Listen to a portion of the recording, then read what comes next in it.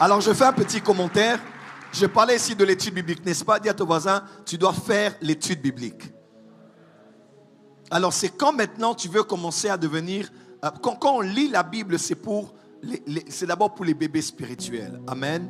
Quand on commence à méditer, c'est-à-dire qu'on commence à donner un peu plus d'intérêt à un texte biblique. Amen. Et quand on fait maintenant l'étude, l'étude là c'est autre chose. Par exemple là, je devais me tenir devant vous qui êtes ici et des milliers qui suivent en ligne et qui vont suivre les mois, les années prochaines.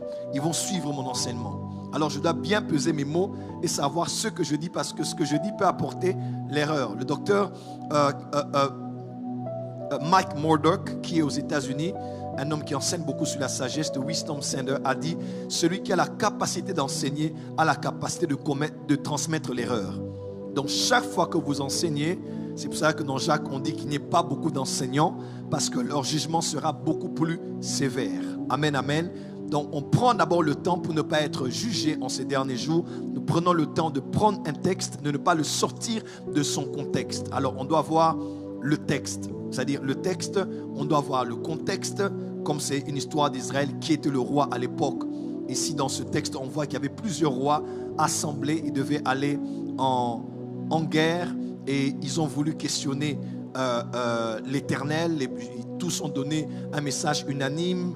Josaphat a dit non, il doit y avoir encore quelqu'un d'autre qui puisse dire autre chose. Ouais, maintenant, j'ai étudié d'abord le contexte. Je connais bien le contexte. Je connais l'époque à laquelle cela s'est passé. Et comme l'Ancien Testament a été écrit en hébreu précisément et en grec pour le Nouveau Testament, bien qu'il y a aussi de l'araméen au niveau de Daniel et Esdras aussi pour certains commentateurs.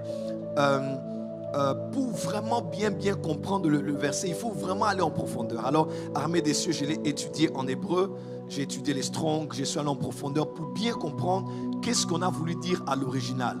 Et là, c'est l'étude. J'ai montré à maman d'ailleurs comment je prépare mes enseignements. Vraiment, je prépare un enseignement comme une thèse parce que je vois beaucoup d'autres versions, anglais, français. Des fois même la version Lingala donne des explications beaucoup plus profondes que certaines versions en français. Des fois, même en Swahili, tu peux comprendre quelque chose que tu ne comprendras pas en anglais. Alors, dans l'étude biblique, on voit le contexte, l'époque, les acteurs, plusieurs versions. Étymologiquement, certains mots-clés, qu'est-ce qu'ils disent? On fait des parallèles avec le même verset dans l'Ancien, s'il est dans le Nouveau Testament, ou dans le Nouveau, s'il est dans l'Ancien Testament.